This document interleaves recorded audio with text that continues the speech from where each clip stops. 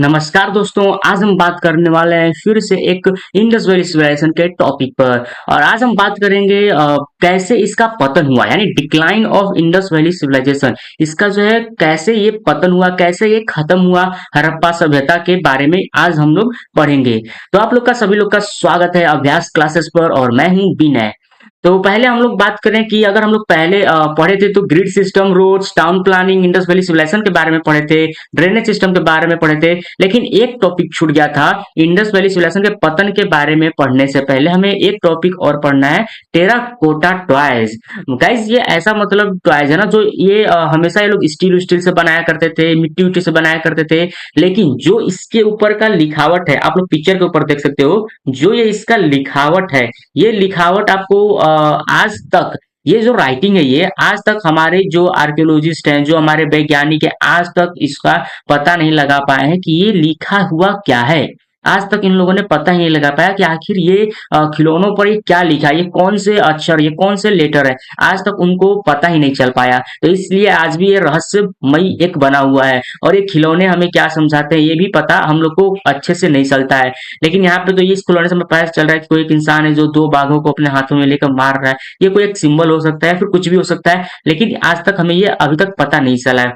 और आप लोग को एक बात पता होना चाहिए कि जो हमारा इंडस वैली सिविलाइजेशन है, इसी सभ्यता से हमने जो है ब्रॉन्ज, हमने जो है क्या बोलते हैं, हमने जो है ब्रॉन्ज का इस्तेमाल करना सीखा था। ब्रॉन्ज बोले तो कॉपर, जो हमने इसी सभ्यता से इस्तेमाल करना सीखा था। ये जो हमारा इंडस वैली सभ्यता है, इसी सभ्यता ने हमें क्या किया था कि कॉपर की चीजें, ब्रॉन्ज की चीजें बनाने सिखाई थी। तो अगर आपसे किसी ने पूछा था कि कौन से सभ्यता से हम लोग ब्रॉन्ज का इस्तेमाल करते आ रहे हैं, यानी कॉपर का इस्तेमाल करते आ रहे हैं, तो इंडस वैली सभ्यता यानी सिंधु घाटी सभ्यता ने पहली बार कॉपर का इस्तेमाल किया गया था।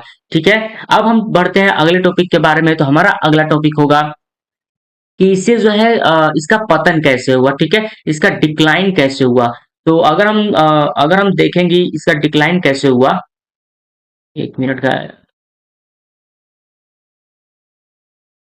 अगर हम आपसे पूछे कि इसका जो है डिक्लाइन अगर कैसे हुआ, तो इसका सबसे पहले आपको रीजन बताऊं, कुछ है ही नहीं। ये खुद पे एक रहस्यमयी है।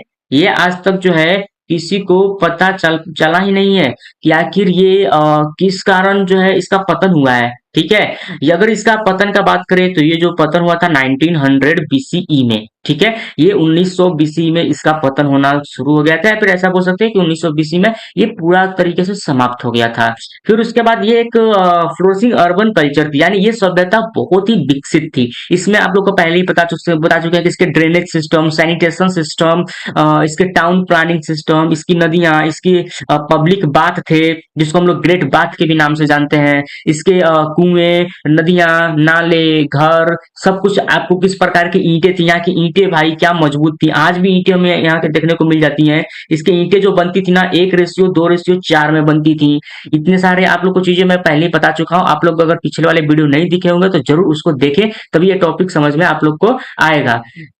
तो अगर हम और टॉपिक में बात करें तो ये एग्जैक्ट रीजन हमारे पास है ही नहीं। यानी ये आज तक, अभी तक हम लोग 2025 आ गया और अभी तक हमारे वैज्ञानिक को पता ही नहीं चला पाया है कि आखिर जो हमारी ये सभ्यता है, इतनी फली फूली जो हमारी सभ्यता है, विकसित सभ्यता, ये खत्म कैसे हुई। किसी के पास एग्जैक्ट रीजन है ही नहीं।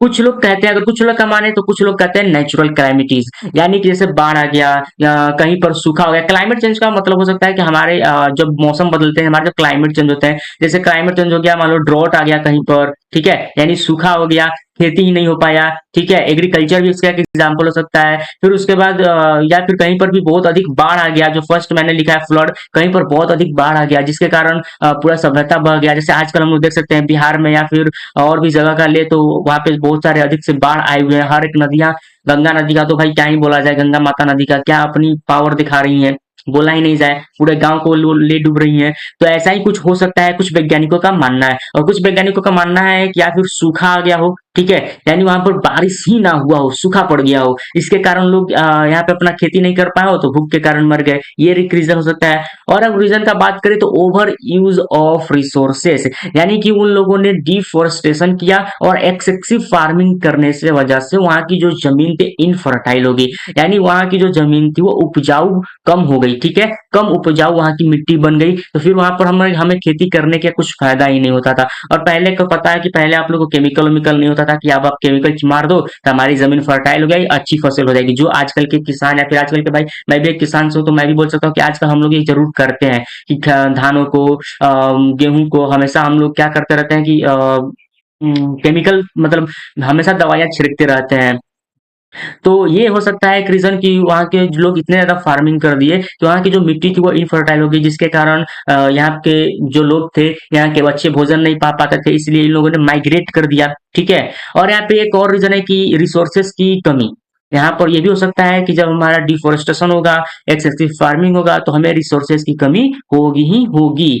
यहाँ तो रिसोर्सेज की कमी यहाँ पे होने के कारण लोगों ने क्या किया, माइग्रेशन करना शुरू कर दिया। माइग्रेशन का मतलब होता है पलायन, यानी आप एक जगह छोड़ के दूसरे जगह जा रहे हो, जैसे हमारे बिहार और यूपी के भाई लोग करते हैं, कमाने के लिए अपना शहर छोड़ के दूसरे शहर में क्या होते हैं, पलायन करते हैं, अपने अब पहले अपने जाते हैं, फिर अपने बाल बच्चे बीवी सबको लेके चले जाते हैं, एक शहर से दूसरे शहर में वो लोग पलायन करते हैं, इसको हम लोग माइग्रेशन बोलते हैं, ठीक है। तो ये भी एक रीजन हो सकता है इस हमारे इतनी फली फूली सभ्यता को खत्म होने का कारण। और एक भाई एग्जांपल माने तो अर्थक्वेक थ्योरी, यानी भूकंप के कारण पूरी की पूरी सभ्यता ढह गई। जैसे हम लोग भूकंप का अगर बात करें तो हम लोग देख सकते हैं जापान में, या फिर अपने अगर देश का बात करें तो भाई गुजरात में। आई थिंक गाइस शायद ये 2006 का ही शायद बात है, 2006 या फिर 2000, एग्जैक्ट डेट तो नहीं याद है, बट आप लोग डेट पता कर लेना या फिर मैं ही कभी वीडियो में बता दूंगा। वहां पे हुआ क्या था गुजरात में, सबको पता है कि वहां पे हुआ क्या था, कि वहां पे इतनी भयानक भूकंप आई थी कि वहां के आधे से मतलब क्या ही वहां का घर लोग कितने 1 लाख से अधिक लोग वहां के मारे गए थे।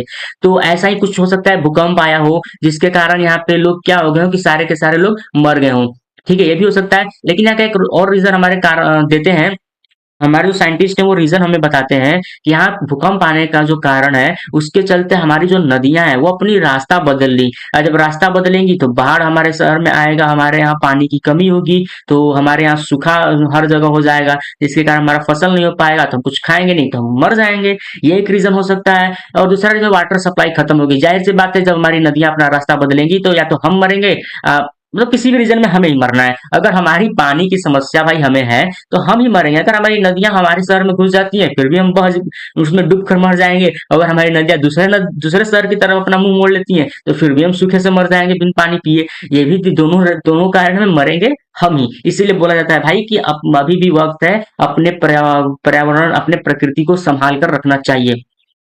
तो ये भी कारण हो सकता है, कुछ लोग बताते हैं अर्थक्वेक का भी।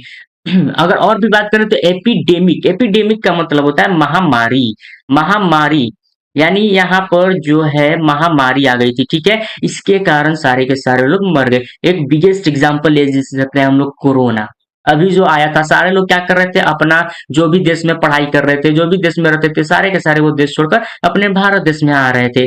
तो ये क्या वो लोग कर रहे थे, माइग्रेट कर रहे थे, नहीं प्लान कर रहे थे दूसरे देश से हमारे देश में, क्योंकि जहां पर कोरोना नहीं था वहां पे लोग आते थे। तो तो यहाँ पे एक बोल सकते हैं वहां पे एक महामारी फैल गई थी, जिसके कारण लोगों ने क्या किया, अपने आप को माइग्रेट कर लिया, यानी वो जगह छोड़कर वो सभ्यता को छोड़कर दूसरी जगह बस गए। तो ये भी एक कारण हो सकता है, ठीक है।